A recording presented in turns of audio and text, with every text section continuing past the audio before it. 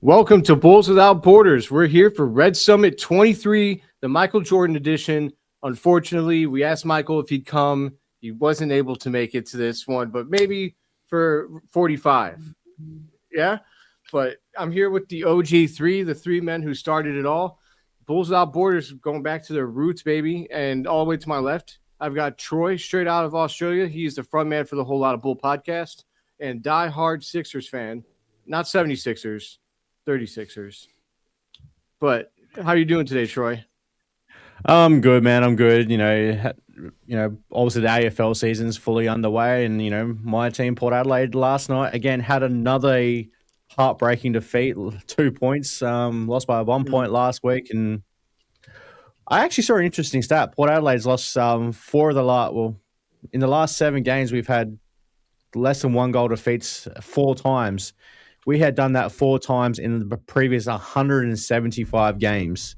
So crazy stat there. And in the news of the 36ers world, well, as anyone who follows me with with my bull at Bulls_Troy account, you would have seen that Mike Wells has stepped down as head coach of the Adelaide 36ers, and we are in the market for a new coach. He's quit to go home and for family reasons, and fingers crossed we land Trevor Gleeson, who was a 5-time NBL championship head coach and previous coach with Bryce Cotton at the Perth Wildcats. So, changes are happening in my sports teams, man. Hell yeah, change is good most of the time. It's usually because it's necessary. But then I've also got to my left, I've got my partner in crime on the Six Banner podcast, my guy Neill. How are you doing today, Neill? Yeah, I'm doing great. I got my first 9-hour plus night's sleep in probably about 20 years last night. 9 hours? Were you a Snorlax? Yeah. Hey, listen. No, I got myself my new little CPAP because I got told I got sleep apnea. So I got my machine on Monday. It worked great for the first kind of day or two, and then it started squeaking, and the squeaking was waking me up. Is that the one where you look like Bane? Yeah, that's the one. Sweet. So basically, the machine that I got to help me sleep was waking me up. Ernie. No, I want you to die. And so I got it replaced. I got a new machine, and I slept soundly last night. So I have there you go. So much energy today. Hell yeah, that's what's up. Good shit. Love that, man. I should probably check in. I know I need to get one of those more than likely. But we're here today for Red Summit 23, as I stated, and kind of somewhat of a, it wasn't a quiet week, man. We've got our new leader, our bold. We went in a bold new direction. For those, if you guys were here with us last week, we talked pretty much as if Matt Lloyd was the hire. And then thanks a lot, Joe Cowley. Thanks a lot. But then we got the real hire, and it was Bryson Graham. And the guy was the GM. I believe he was GM in Atlanta, or he was I know he was second in command. I can't remember what his official title was. But, yeah, he came out of Atlanta, and he was the guy nobody was expecting, only 39 years old. He was with the New Orleans Pelicans for a long time, which I know that the Pelicans don't exactly scream, well-ran organization or anything like that. But, the press conference was extremely solid. And I think he surprised a lot of people by how well he came across. And, we're gonna start right there, with just general thoughts. Troy, how did you feel about Bryson Graham and his press conference? Man, for once, it's actually refreshing to have our VP of basketball operations who can actually talk to the media, unlike our previous regime. But no, he spoke really well. He brought up this new acronym that Bulls Nation is eating up with SLAP, which Neil is looking forward to talking to about some SLAP. Was it size, length, athleticism, and physicality? If I'm not mistaken. Will Smith is going to be our new mascot. Yeah. So we've gone from these phrase words like continuity and competitiveness, and now we've got SLAP. So, but no, I thought he spoke really, really well. Obviously, he wasn't the person You know, probably like most of Bulls Nation, I was expecting Matt Lloyd to be the one who got the job.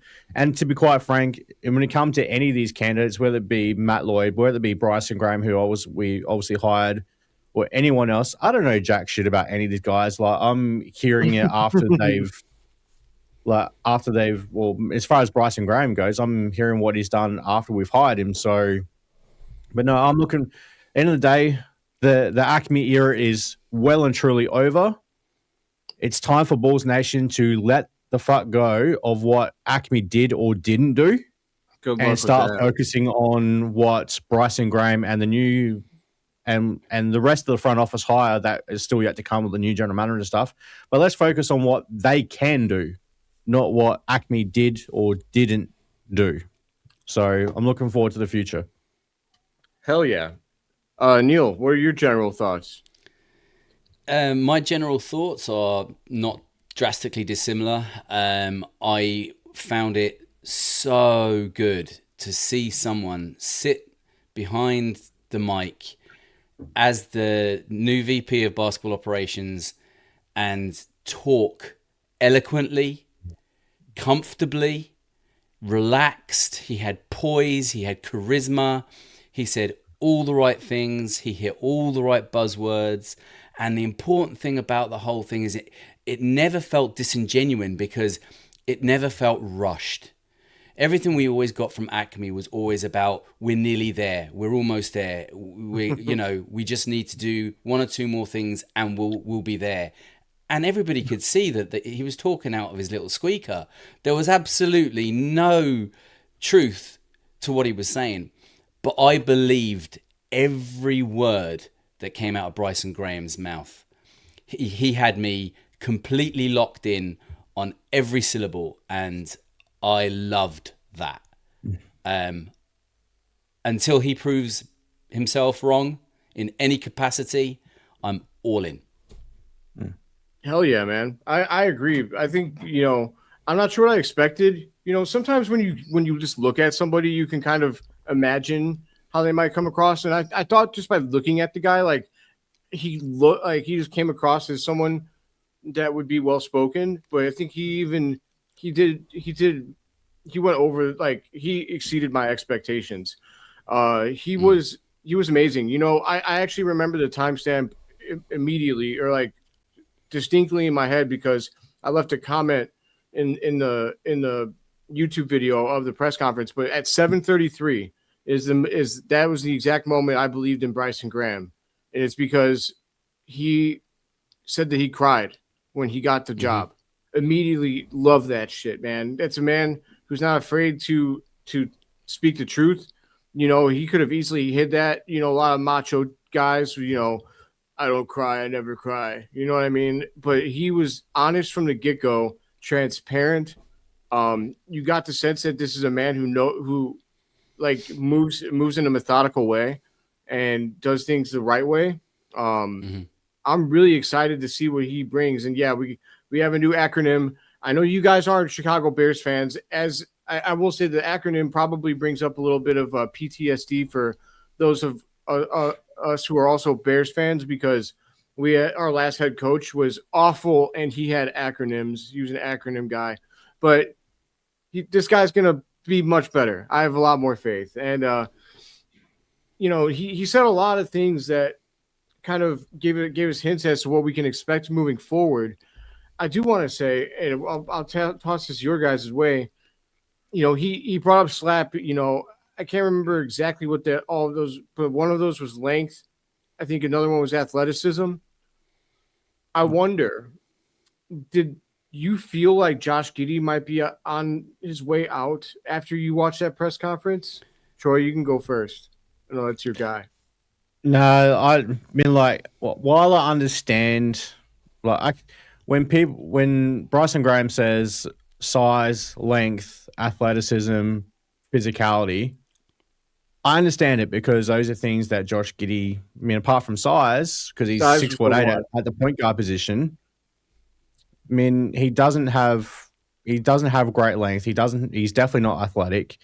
He's not overly physical, which is unusual for an Aussie player, but hey, He's pretty. Because like, hey, we play a physical brand of basketball over here. We're not afraid to, to get rough. But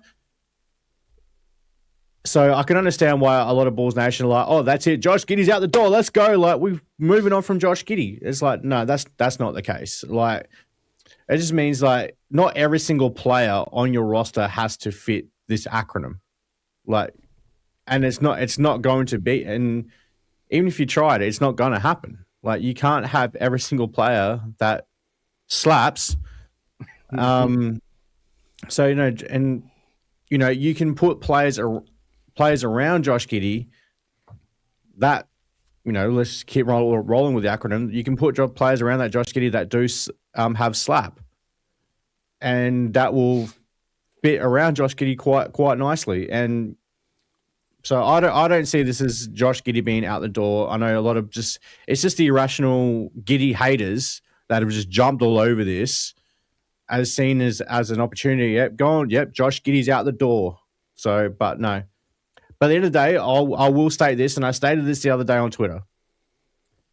If Bryson Graham decides that it is in the best interest of the team to move on from Josh Giddy and he gets the right deal, not just any deal, the right deal for Josh Giddy, I'm okay with that. Like, because at the end of the day, as much as Josh Giddy's my guy, I want my team to be successful first. So, and if that means that we have to move on from Josh Giddy, then so be it. But I don't think what Bryson Graham said the other day was the nail in the coffin for Josh Giddy's career in Chicago. I just don't. Fair enough. Neill? Yeah, see, I disagree a little bit with what you said at the start, Troy, although for the rest of it, I was completely bought in. Saying that Josh Giddy doesn't fit slap. I disagree. I think he fits everything apart from A. I think he has size and length at the point guard position. And fair call. Absolutely. And that's the point. Yeah, okay, he's not a particularly sizable player or a particularly lengthy player, but when you say he's a point guard, then he does. And as for physicality, he's not afraid to run to the rim, and he goes kind of through players rather than around them because he doesn't have that kind of footwork or athleticism to get around players. So he kind of goes through players to get towards the rim, and he is an incredible rebounder for his position. So I think that falls into the physicality of it. The only thing he's lacking, in my opinion, is athleticism. And I don't think that Bryson Graham is going to be going out there to try and find a whole team that has every single letter in slap. Because it's unrealistic. It's unrealistic. And I think he's actually... Yeah. And I think it's going to be very, very likely that he will like what he sees from Josh Giddy. I mean, the guy is nearly a triple-double machine, averaging a triple-double every game. I mean, what's not to like in that from your point guard if you're coming in to build a team from scratch? Now, I'm not saying that Josh Giddy is going to stay with the team for many, many, many years to come, but I definitely think that Bryson Graham is going to keep him and see what he has with him and what he looks like putting other players that have slap around him before he makes any decision on whether or not to let him go. For sure, man. Yeah, so I was like, I feel like length, it's kind of boring. Like, he does have length for a point guard, but I guess if, like, the point is, I guess if you, like, other 6'8" players, they normally, like, a lot of other 6'8" players in the NBA are longer than Josh Giddy. But yeah, you're right. As far as the point guard position, I was a little bit worried that he might be, like, dangled out there, or at least put out there on the trade block. But, like, I just keep coming back to he averaged the second most assists among all guards with a subpar team around him. You don't just go out and find guys that do that on trees. You know what I'm saying? It's not that easy. So I'm on board with whatever he wants to do as long as he gets the right return. Like, if we were to move Giddy, it better be a great return, man, because to me he's very valuable. Like, a team like Houston, man, they could use Josh Giddy big time. But I would prefer to keep him. Obviously, I think he's already gotten chemistry with some of the guys. More than anything, I felt like it was also potentially like a good sign for guys like Leonard Miller, who maybe aren't as established as like a Josh Giddy, but he does have those traits that he's looking for. He's very long for his position, and I think that Leonard Miller could be a key part of the rebuild. I'm excited to see what he brings. But another part of that press conference was everything that was going on with Michael Reinsdorf. So I know I was extremely surprised by the way Michael Reinsdorf talked, and also some of his answers to questions. So, among other things, he said, like, he started off with an apology. He sounded pretty like genuine. Like he said that he was sorry. He took all the blame for what's gone on so far. I thought that was big. So he should. Yes. I mean, he should, but this isn't what we've gotten from Jerry in the past. Jerry has never accepted any responsibility. He wouldn't even accept responsibility for Michael leaving or retiring early when Michael made it very clear that he wanted to go for a 7th ring. But,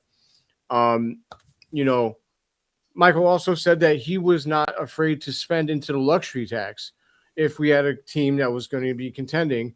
He said he has no problem paying that. Were you surprised by Michael Reinsdorf, and did it move you at all? I know in my, it's kind of covered by the comments here, but I put Michael is greater than Jerry because I tell you what, for me, Michael considerably improved his image in my mind. He came off as somebody that's not going to stand in the way of our success. He's going to aid it. And he made it very clear that he's giving Bryson Graham full autonomy to do everything that he needs to do, including hiring his staff. Bryson Graham tried to say that they were going to collaborate on finding a head coach, and Michael stopped him and said, no, you are hiring a head coach. He said, I picked you. Now you'll pick the coach. I love that. Let there be no confusion. This is Bryson Graham's show. We'll start with you, Neill. Like, what did you think of Michael Reinsdorf and the way that he presented and his answers to some of those questions? Yeah. Okay. So first and foremost, right, I agree that Michael is better than Jerry. And Michael has said before that they will go into the luxury tax if the team is a playoff contending team, right? And the problem is that we never saw a playoff contending team in the time since he said that before to the time that he said it now. So we can't really judge him on that because it hasn't been proven foul, right? But I tell you what I loved about it. Apart from the fact that Michael has always been a basketball guy and Jerry has always been a baseball guy, right? That helps. Could have fooled me there. But he sucks as the owner of the White Sox too.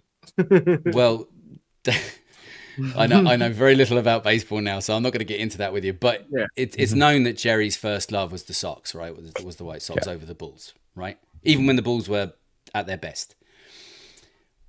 But the thing that I noticed with Mike, and I don't know if anybody else picked up on this, as someone who has done public speaking and public address as part of his job in the past, right? Me. If you're nervous about what you're about to say, something happens in your diaphragm that makes it kind of a little bit difficult to catch your breath when you're talking. You get through it, but it kind of just catches a little bit. And I could hear that in Michael's voice at the start when he first started talking. Now, you only get nervous like that for two reasons. One, if you're out and out caught out red-handed doing something wrong. Or two, if you care about what you're talking about. And I genuinely believe that this time that Michael actually cares. He has obviously been in the media, on the socials, looking and hearing either vicariously through somebody else or himself about some of the things that have been said about him, his family, this team, the way things have been run, how people are feeling, and he's taken it all on board and he hasn't liked it and he wants to change the narrative. And if he genuinely means this, I really do think that this is the start of the beginning of something new. And with himself and Bryson at the helm and whoever else comes in with Bryson and his team and the head coach, I genuinely think that this is the start of a new Bulls era. Hell yeah. Troy, what do you got, man? I think Michael, for one, Michael, your apology, I accept it until you prove otherwise. As far as the whole Bulls Nation has had a huge narrative on the Reinsdorfs for the longest time that they will not spend money. They're cheap.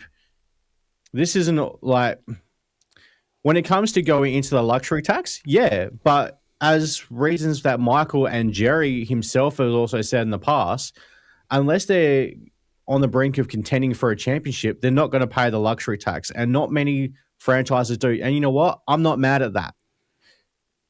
I mean, like, could they have got, like, the last time they went into the luxury tax was to get Rip Hamilton, if I'm not mistaken. No, you're right. After the year after, Derrick Rose won the MVP, because hey, we got to the conference finals, we're on the, contending for a championship. We go out and get Rip Hamilton from the Detroit Pistons, and we go into the luxury tax. Obviously, things fall apart, and he gets out of it as quick as he can. But like, also Michael made mention in that press conference that going back to the 1990s, the Chicago Bulls were the first organization in the NBA to have a privately owned practice facility, like the Berto Center. Now, do all NBA teams have this now? Yes, they all do. But the Chicago Bulls were the first one. So they have been proven to spend the money in the past. Been like, look at Billy Donovan's contract. Like, the rumor was like his contract was $10 million a year. So, they will spend the money. They just won't go into the luxury tax unless this team is going to compete for a championship, which I'm not mad at. And the only time I'm going to get mad at the Reinsdorfs not spending money is the off the court stuff, like getting the best, not just the best coaches and the best assistant coaches or the best people at the top of the front office. Like, now we've got Bryson Graham and whoever we bring in is the general manager, but bringing the best people you can to support those guys, and then like the assistant, like the feel like these the coaching bench or the support staff, like the training staff, medical, strength and conditioning, all that stuff. If you don't spend the money there to give the players and the coaches the best opportunities you can to succeed from that standpoint, then I'll be pissed. But as far as how Reinsdorf talked, like you said, Neil, he looked like he was genuine in his apology. So until he proves me otherwise, hey, like I said before, apology accepted. We'll move on, look forward to the future, and we'll see what happens. Yeah. Absolutely, man. I agree wholeheartedly. And I feel like I don't know what I expected from Michael, but yeah, I just, I thought the luxury tax thing was notable. What I do hope, though, is that, he says that there's a caveat that he won't spend that unless we're a contender. I hope that what I hope for is that Bryson Graham is a strong enough communicator and there's enough trust there to where he won't have to see it before he believes it. Like, if we're going into a year where Bryson Graham believes we're going to be able to contend, but we haven't contended yet, I'm hoping that he'll be able to get that approval from Jerry, having before we have to go to the conference finals or something first. Before he's actually, if you can see that trajectory is well on the way up, you want Michael to be like, all right, we can see the path you're heading in the right path here. All right, let's go. Right, exactly. So I hope that would be the case, because having to go to the conference finals first, that you can miss out on a guy, right? If there was a good summer or whatever, I don't want to miss out on chances. Like, if you have a chance to get a game-changing player, I'm not sure if that'll actually happen for the Bulls, but if it does, you'd like to be able to pull that trigger. I've seen that some Bulls fans their theory on why Kobe and Ayo were traded is because the Bulls didn't want to pay for their contracts, and I thought that was the craziest narrative. Like, that wasn't true. There was someone I know who it was, what YouTube account it is. But he keeps telling me that they were liquidated. Kobe and Ayo were liquidated. Like, no, they weren't, dude. That was AK just trying to get worse on purpose. Like, that's what that was. That was tanking. But it wasn't because the Reinsdorfs wouldn't pay. they've always paid within the salary cap, and they could have paid for both of their contracts within the salary cap. So I just thought that was such a people just say anything, man. But it's nice just to feel like the Reinsdorfs aren't going to stand in the way of our success, and like that's the big thing. It feels like it's totally Bryson Graham's show, and I'm excited for that. So, did you guys, do you guys have any favorites for coach? Or, I'll be honest, like for me, I'm not really sure if I have a favorite. I did see today that, sorry, Pads, but that Thiago Splitter is likely to be available. I'm very interested in seeing what he's got. I'd still even maybe interview Michael Nori if he's available. It would. But I've also seen Sweeney from the Spurs. Do you guys have any favorites? I wouldn't say I've got front runner favorites. There are certainly people that I'm interested in. 3 of which you have to name in. I'm also really interested in a name that's been kind of battered around a little bit, purely because, well, he's an ex-Bull, and when he was a Bull, he was coaching from the bench anyway, and that's Rajon Rondo. Yeah, I'd definitely be interested in them giving him an interview at least and seeing how that went. I'd a real soft spot for him. He was a real team player. He stood up against the bullies, against the bad guys as well, which I liked for the younger kids in the locker room, allegedly. So and he was a point guard who saw the floor very, very well. And knew how to read a game really well. So he's definitely a player I'd be interested in, or a person, should I say, I'd be interested in getting an interview at least for the head coach position. Yeah, Sure. there's definitely a few coaches around that, the names that we've heard, like the original alien, Sam Cassell. Okay, you can't deny that guy looks like a fucking alien. He has a very distinct. My mother was calling him the alien back in mid-90s. Like, damn. Yeah. But yeah, like Sam Cassell. I know Hayes has brought up Chris Quinn a number of times over the last, probably couple of years. I think Hayes has been bringing up Chris Quinn. Heat assistant, right? Sorry, assistant coach for the Heat, right? Yes, correct. So, and how Miami run things, like, why wouldn't you look at him? That's another, that's an organization I trust. Mike Nori from Minnesota, as you mentioned, Phil. Thiago Splitter. Sorry, Pads, but yeah, like the job that Thiago Splitter has done with that Portland team this year was outstanding. After especially after what happened with the Chauncey Billups and he getting removed as that shit could have fallen apart. Yeah, because it could have easily blew up the whole season. Easily. That could have blown up the whole season, and he pulled them together and led them to the playoffs for the first time in how many years now? So, like, that's and hey, Thiago, Pads, thank you. Pick 15. Let's go. Yeah, there's definitely a number of candidates there that we should be definitely be looking at. As Patty said, yeah. Bloody tight ass. I'm guessing that's your owner. That's Portland's new owner. Okay.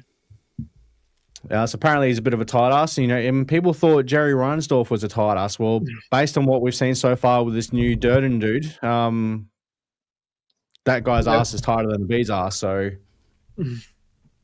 there's definitely But there's definitely a number of candidates out there that the Bulls should be looking at. And hey, I just hope they build a wide net of potential coaches and find the best one to lead this team. Yeah, I hope that whoever he hires, that's a really important thing for them. Sorry, do you have something to say, Troy? But not Tom Thibodeau. I don't have hate against it, but it does feel like a retreat a little bit. I don't hate Tibbs. Like, he was a great coach. He was the second best coach the Bulls have ever had. Like, there's no disputing that fact. But is he the right coach for a rebuild, though? Here's where I'm going to go with. Here's where I'm going with this. Bulls fans will get pissed off at the Chicago Bulls for bringing up nostalgic shit, like trying to eat up the 90s and all that. But yet those same Bulls fans will be like, bring back Tom Thibodeau. Bring back this player. Bring back this person. Come on. Like, you get mad at the Bulls themselves for living in the past, but you do it too. Yeah. Paddy, shut up. Who's Mike Paddy? Well? I don't know who that is. The 36ers coach. Well, now former 36ers coach. Paddy, don't make me put you in timeout, dude. Oh shit! He's threatening timeout. It's getting serious. The Tom Thibodeau stuff, like, it's not that it'd be cool. I'd be excited, but at the same time, I just don't. He's also not really the kind of coach you hire for during a rebuild, right? Like, I want a coach that's going to be down to play all of our youngsters, and Thibodeau strikes me as somebody who's like going to be kind of a hard ass with playing the young guys. I kind of want to, we just went through Billy Donovan being that way. I really want to get a coach in here who's willing to play those young guys minutes and let them get experience on the court. I want to see, and this is a perfect segue, I want to see Noa Essengue on the court next season, playing minutes. I don't want to see it. Like, I get it. He could go to the G League and he'll be more of like, he'll get more shot attempts and everything, but I don't know. I've always been a person who believes like you gain the most value you get is by playing NBA games. And I don't know. I know Billy Donovan doesn't agree with me on that. And what do I know compared to Billy Donovan? So I want to see our young guys get a good amount of time. So I don't know. Thibodeau would be cool, but at the same time, you kind of already know what he is too. Like there's just something about hiring. I like giving someone their first shot because, like, for all you know, you're hiring the next greatest coach of all time. With Thibodeau, like, we know what he is, and he's a good coach, but I don't think he's going to be in the running for, he's not going to be talked about with the likes of Pat Riley or Phil Jackson, anytime soon. So, I do like those, Rajon Rondo. That'd be cool, man. I love point guards because point guards are usually they usually know a lot about, the X's and O's on the court. Exactly. Yep. So Rondo, that'd be cool. But yeah, I hope they cast a wide net more than anything. But to get back to Noa Essengue, we had a report. It was from Joe Colley, but I think that this one's legit based on. I mean, I'm sure Noa Essengue is the one who's telling people this, or they're probably measuring him at the Brito Center, whatever. Yeah, he is now near 7 feet tall. And that's something that we've talked about on this show. Advocate Center. Sorry, the Advocate Center. Oh, they changed the name? Birdo Center's the old one. No, they moved out of the Birdo Center and built the Advocate Center. Whatever. It's the same thing. Anyways, so Noa Essengue is reportedly 7 feet tall now, or near 7 feet tall.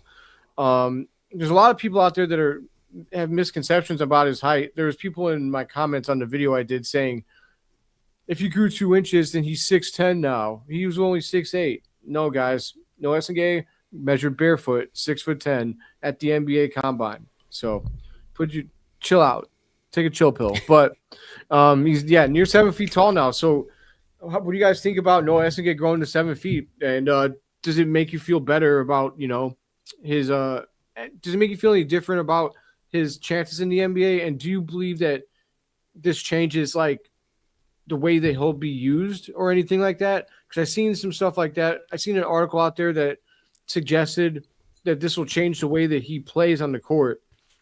I have feelings about that, but Neill, we'll start with you on this one. What do you think about this? I don't necessarily think it changes how he plays on the court. I think it could maybe change how he's used on the court, for sure. It makes him a legitimate 5.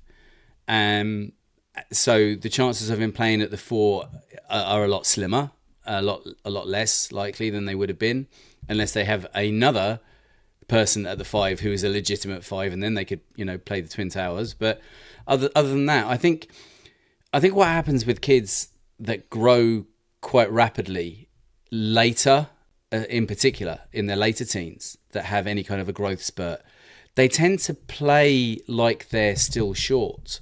Or shorter, should I say.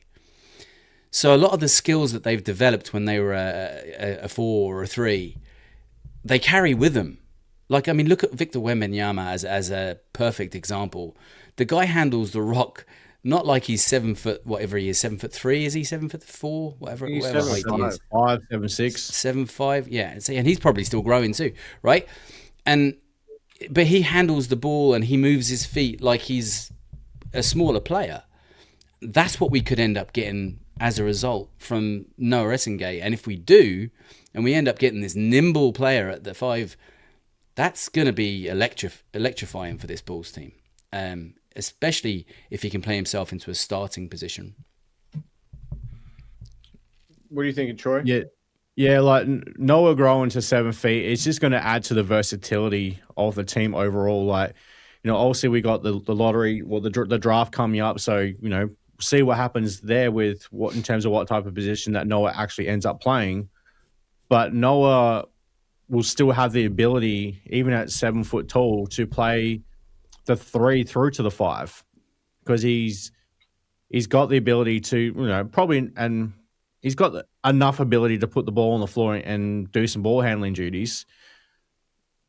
Not to say he's going to do a lot of it, and probably nor should he, but he can do it if required upon, and but he can get it. Like we saw it in the G League, because obviously Billy Donovan gave him fuck all playing time at the NBA level. The kid can shoot, is developing that jump shot from the outside. He can get to the basket. He's going to end up being one of those modern NBA versatile players that's positionless, which is what the NBA has been going to for a while now. And that's what Bryson Graham wants. Yeah, he's got slap. He's got size. He's got length. He's got athleticism. He's developing the physicality. Yeah, and he was actually known for going to the line a lot. Like when we drafted him, like he was. Like, that's right. Yeah, he was getting a lot of physical. So he'll probably still play as physical as he can. He just doesn't have the strength to really back him up that much in terms of absorbing contact. But hey, couple of years in the gym, get in there with Martis, and you never know what can happen with Noah. Like this kid could he could end up being a bust, which a lot of Bulls Nation are already labeled him as. He could end up being the steal of that draft. We just don't know yet. So give this kid some time and let's see what pans out with him, because for all we know, he could end up being a really damn good player. I agree, man. It'd be pretty awesome. I mean, to imagine like him being 7 foot tall and being able to do the things that he was already doing. I mean, it's great. We'll have a freak. We'll have a Chet Holmgren. Which, I mean, I don't think anybody had that on their bingo cards when we drafted the guy. But, as Neill said earlier when we were talking, like, he could still be growing, man. This guy might not be done. So, I think that I just have a good feeling about him, man, that at the very least, he's going to be a defensive stopper, like a guy that we could really count on to put the glove on people out there. I really hope that he continues to develop, using that slap model. I wonder if there is like my dream is that like, if we could, if we somehow got Caleb Wilson and we could put out a lineup of like Giddy, Matas, Essengue, Wilson, and Essengue, dude, that'd be crazy. Did I say him twice? I meant to say Leonard Miller. So yeah, Leonard Miller, Essengue, Matas, Giddy, and Wilson. Like, that'd be a crazy long lineup, and like as long as Matas can guard the two, that'd be the downfall maybe. But I just like the idea of all that versatility on our team. It's gonna be really fun to watch these guys play, man. So other than that, you guys also he also said that he'd be willing. I might have this wrong. Please correct me if I'm wrong. He said that he'd be willing to take on bad contracts in exchange for picks. Didn't he? Yes. Yep, he did. Yeah, pretty, he said about getting creative, and he mentioned that. Yeah, that's part of the options of what he could do. What do you guys think about that, Neill? I think that is an absolutely superb direction to take, because this is a team that it's almost like an expansion team at this point, right? We've got so much to do. And if you can build through the draft that way, I think that's a very clever way to do it. Now, I'm not talking about doing that for the whole roster build, but if you can do that for 1 or 2 extra picks, maybe even then bunch a couple of those picks together to move up the draft, something like that, that would be a great way to do it. Now, I don't think that's going to be what will happen this year because, it's too close. It's this Sunday, but who knows? He said he wanted to get to work right away, so I wouldn't be drastically surprised if something came out of the bag. But I do think that would be certainly an option and a clever option to take. Yeah, definitely. Yeah, it kind of sounds like he maybe wants to try and be like Oklahoma City, man. Start collecting these picks, hoarding that shit. Troy, did you have any thoughts on that strategy? It's just another strategy that one that's definitely a viable option. If you take, depending on who the length of the contract, if and the picks that come your way in that, yeah, absolutely look at it. You would be stupid not to. Especially if it's going to help you get hopefully some high level picks. You're not going to absorb bad contracts for a bunch of second rounders. Like, the hell with that. But hey, if you can get a pick that's going to be, maybe even late lottery, or it's going to be just outside the lottery, and you take on a bad contract, then absolutely go for it. Like, whatever's going to help this team in the future develop into is get into contention as soon as we can. There's no skipping steps like AK tried to do at the start.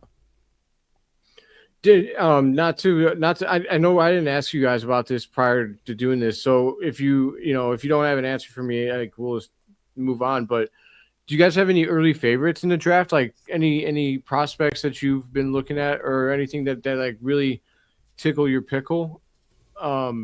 Now, Neill, are we talking if we get in the top 4, or if we stay, or we just assume we stay at 9? Just in general. I mean, yeah, just in general. Either way. AJ DeBanter.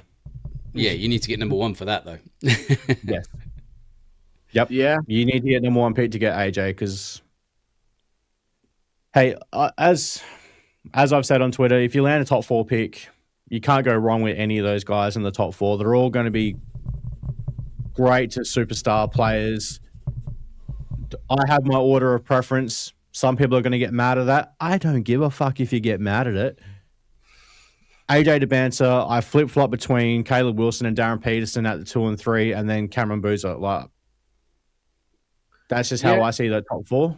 How do you feel about Darren? Like, what would you think about drafting Darren Peterson? I just did some homework on him yesterday. I did a short for him about him on the Six Banner podcast, and I was actually pretty I don't know. I came way even higher on him than I thought in my head beforehand. Like, the dude's a shot maker. He could. I imagined him playing off a Giddy, and it looks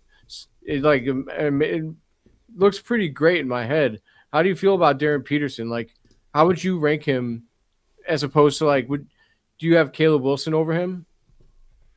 I go back and forth between the two, only because I haven't seen enough of Darren Peterson to go, yeah, I'm definitely taking him over Caleb Wilson. But hey, from what I have seen of him, this kid has got bucket loads of talent, loads of potential, and he can, in 3, 4, 5 years, he could be one of, if not the best player in the league. Like, he's got that kind of potential. So if Bulls land Darren Peterson, I'm not mad at all. I'm not mad if we draft Cameron Boozer, despite what some people may think. I'm not mad if we draft Cam Boozer. He's just my least favorite of the top 4. That's all I'm saying when it comes to Cam Boozer. Definitely fair.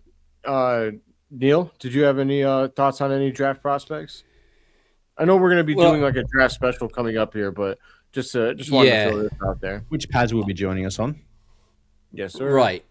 So I'm going to take this to closer to the number 9 pick if we stay at number 9. And the guy that I actually done my draft review on today on our latest Six Banner podcast draft review short. Go and check it out on YouTube. Is Keaton Wagler, and I hadn't seen much about this kid until I did this dive on him. I'd heard his name being battered around a little bit. I know Hayes was kind of talking about him. He was quite high on him at one point, and I actually think this guy could become a bit of a steal.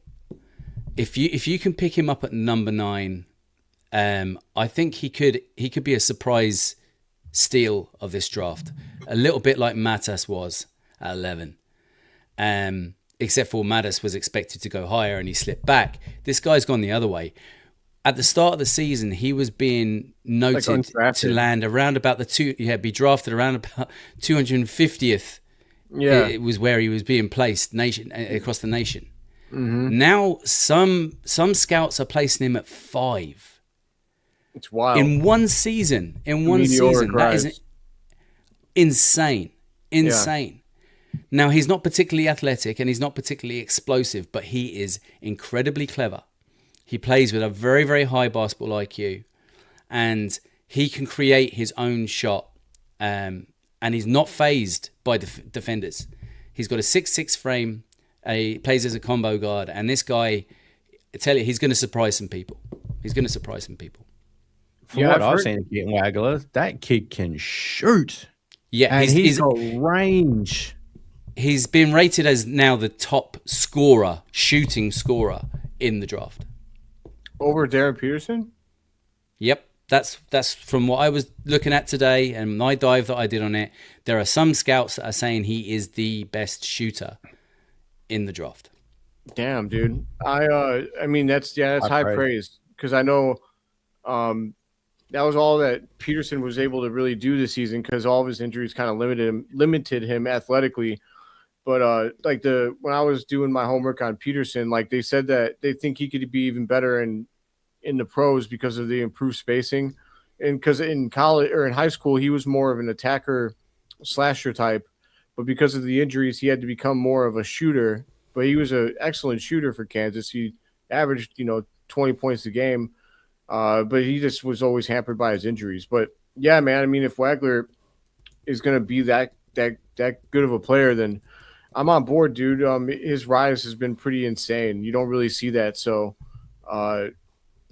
love that. I mean, that goes to show that's just hard work, man. Hard work paying off in the games. So I dig that, man. But did you hear the reason why he was constantly cramping throughout the season? Why? No. Ramona Shelbourne come up with it. Now, this is also coming from Darren Peterson. I made it to the training room and just started begging them to call 911. They were trying to get a vein to get me the IV, get me back hydrated. I was cramping so hard they couldn't get a vein. Thought he was going to die on the training room table. Apparently, he's had some more rounds of blood work. Tests led the doctors to conclude that his high doses of creatine and led to mysterious and sometimes debilitating cramping. He was basically ODing on creatine. Yeah, they did say that. Jeez, he must have been taking huge amounts then. Yeah. That's what creatine does, use the water in your system. But like, dude, it draws the water into the muscles. You should be fucking hydrating. That's what you do when you take creatine, man. You have to. You have to be doubling, if not tripling, your intake of water, because it literally pulls the water into the muscles to enable the muscles to kind of fill with that water and puff out, which gives the bigger look. That's what creatine does. So if you're not taking your hydration, I'm guessing maybe having too much creatine can have an adverse effect. Obviously. Yep. I was thinking maybe he was just getting laid too much and dehydrating from that. Maybe he was sweating too much in the sack. That in combination with his games and everything, that's probably what it was. He started the campus over there as a Jayhawk, dude. Rock chalk Jayhawk. That's the password. Anyways, I don't know what I'm talking about. I just wanted to say something stupid. Hey man, that's hamstring cramps when you're hitting from behind. Tell you. There you go, man. We got you, Darren. We know that you're just you're out there pulling 10s, baby, and that's why you're cramping up. So Yeah, it's all good, dude. nothing but 10s. The Riz factor is still a 10. But yes, please do drop a like on the video and subscribe if you dig the Bulls Without Borders. I got mixed up on my promotion there. Do both. Do both. Yeah, do both. But yeah, that'll do it for Red Summit 23. We appreciate everybody that showed up in the comments and everything. We will be doing a pre-draft special pretty soon. I think so. When is the lottery? Is this Sunday? So next week we'll know where we're picking, and that'll go a long way to helping us decide what prospects we focus on. And the draft is in what, June? Draft is in June, right? Yes. Is it? It's like 4 days after the finals. Is it 4 weeks? Okay, hang on. I'll pull it up. You talk amongst yourselves. I mean, yeah. So we'll make sure that we do a draft special probably the week before 23rd and 24th. Yeah. Okay. There you go. Of May. June. Okay. Yeah. So So yeah. So you can look for the pre-draft special. We'll be having pads on with us. That'll be really exciting. I know that we've got some guests that'll be coming on. I don't want to say who just yet, just because we haven't penciled in an exact date. But I know I've been working behind the scenes to try and get them on. So we'll be bringing you guys some surprises soon. But that'll do it for us for Red Summit 23. We appreciate everybody showing up. Please like the video. Please subscribe if you dig our shit. But until next time, see red, baby. Have a great night.